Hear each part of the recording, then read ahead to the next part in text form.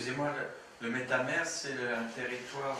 Alors le métamère, c'est le territoire sensitif afférent à une racine nerveuse. Par exemple, le métamère de C5, c'est l'épaule. Le métamère du nerf sciatique, c'est la face externe du mollet et postérieure de cuisse.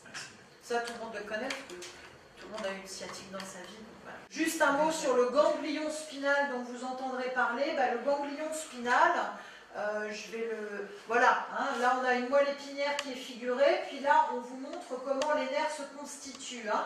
Puis là il y a un renflement, hein. On se demande toujours ce que c'est que ce renflement. Ce renflement, parce qu'il y a une racine dorsale et une racine ventrale, parce qu'en fait, je ne l'ai pas expliqué, vous le verrez dans le support de cours, mais il y a dans la corne antérieure de la moelle, c'est la motricité, dans la corne postérieure, c'est la sensibilité. Donc les nerfs ont une partie sensitive, donc qui naît évidemment de la corne dorsale, et puis ils ont une partie motrice qui naît de la corne ventrale de la moelle. Et ils se réunissent en général pour former des nerfs mixtes à la fois sensitifs et moteurs, parce que dans les nerfs, ça circule dans les deux sens, l'influx nerveux. Hein. Et donc il y a un renflement dans la corne dorsale, et ce renflement s'appelle le ganglion spinal. C'est un terme que vous risquez de rencontrer. Ce ganglion, c'est simplement qu'il y a des neurones un peu particuliers dans ces nerfs, ce contingent sensitif des nerfs périphériques. C'est ces fameux neurones en T où les corps cellulaires sont au milieu, c'est-à-dire qu'ils envoient une expansion à la moelle et une expansion au nerf périphérique, et le corps est fiché dans ce qu'on appelle le ganglion spinal, qui est donc une espèce de structure un petit peu renflée, ni vraiment périphérique, ni vraiment centrale. Enfin, on le met habituellement, on le classe dans le système nerveux périphérique. Hein. Mais bon, voilà. Alors, ce qui est important de savoir, c'est qu'on a donc des nerfs spinaux en nombre, hein, puisque la moelle, elle descend, elle innerve les membres supérieurs et inférieurs et le tronc. On a donc 8 paires de nerfs cervicaux qui naissent entre les vertèbres cervicales. On a 12 paires de nerfs dorsaux. Entre les vertèbres dorsales naît à chaque étage un nerf dorsal. On a 5 paires de nerfs lombaires. Entre chaque vertèbre lombaire de chaque côté, hein, naît un nerf lombaire. Et on a aussi 5 paires de nerfs sacrés qui sortent par les trous sacrés du sacrum. Et on a en plus un nerf coccygien. Hein, ça, c'est relativement constant chez tous les individus. Ça nous fait 31 nerfs spinaux au total. Bon, ça, il n'y a rien à comprendre. C'est comment on nomme ces nerfs spinaux. Le nerf cervical est nommé par le numéro de la vertèbre sous-jacente. Par exemple, le nerf C6 est celui qui est situé sous la vertèbre C6. Hein. Alors ensuite, le nerf C8, il est situé entre C7 et D1.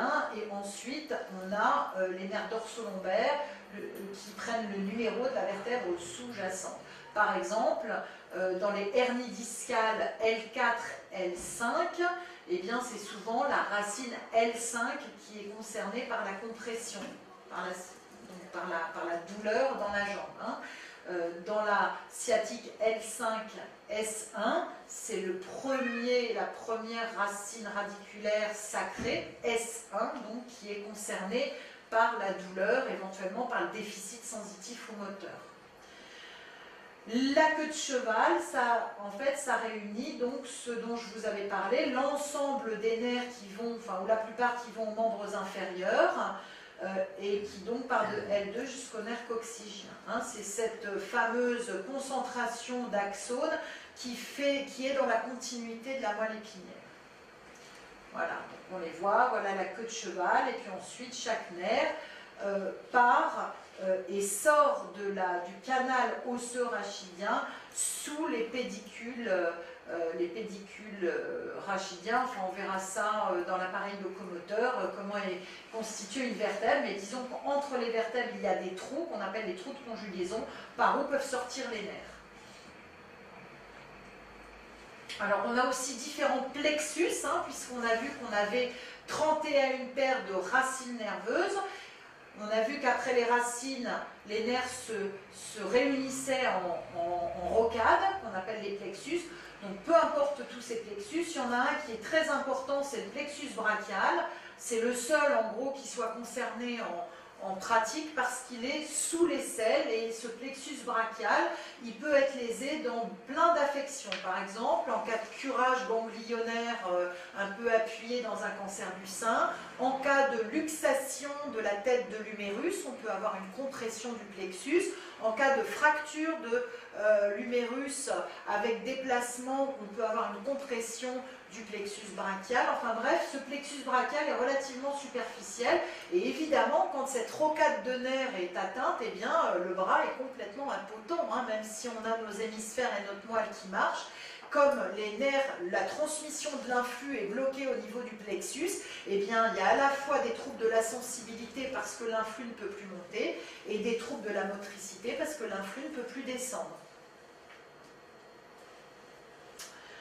Voilà, donc c'est pour ça que je l'ai schématisé plus précisément. Hein, il est de C5 à D1 et il forme les nerfs qui vont aux membres supérieurs, axillaire, radial. Donc l'axillaire est formé de certaines fibres issues de C5 et de C6, le nerf radial de certaines fibres de C6, C7, C8 et D1, etc. etc.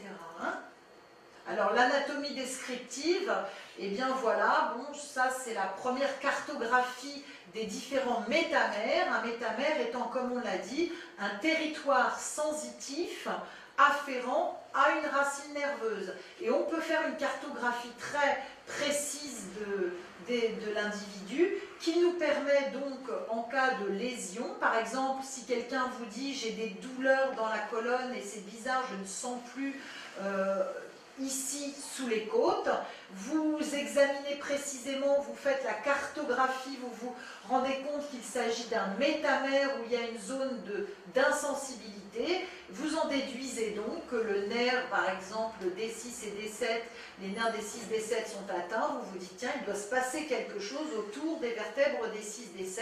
Ben, l'intérêt c'est que vous allez vite aller faire des radios des vertèbres D6, D7 ou une IRM centrée sur cette région pour voir comment fonctionnent les nerfs et vous allez découvrir donc la lésion qui est responsable de l'anomalie clinique de votre patient.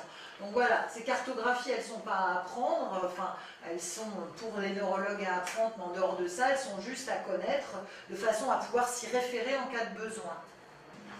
Voilà, de la même façon qu'on a donc montré une cartographie des métamères, hein, métamériques, c'est-à-dire des territoires sensitifs afférents à telle ou telle racine nerveuse, on a des cartographies des troncs nerveux, c'est-à-dire que, donc après la racine, le plexus, après le plexus, le tronc, eh bien, le tronc s'occupe de territoires sensitifs bien précis et on a des cartographies pour ça. C'est pour ça, par exemple, le corollaire de tout ça en clinique, quand une dame vous dit « c'est bizarre, j'ai des fourmis dans les 3 premiers doigts de la main », territoire sensitif du nerf médian, c'est une femme, elle est autour de la ménopause, c'est donc le nerf médian qui est comprimé au poignet.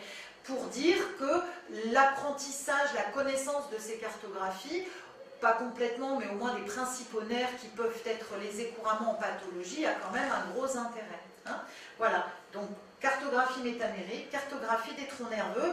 On verra dans le chapitre de l'appareil locomoteur, parce que j'ai un peu dispatché ces choses anatomiques un peu rébarbatives, qu'on a aussi une cartographie musculaire, bien évidemment, assez rigolote et tout à fait rébarbative à apprendre, mais néanmoins utile, hein, qui permet de dire que quand le quadriceps est atteint, eh bien c'est le nerf crural qui est atteint, donc le nerf crural, ou la racine nerveuse L4, qui va donc aller à la moelle épinière. Hein.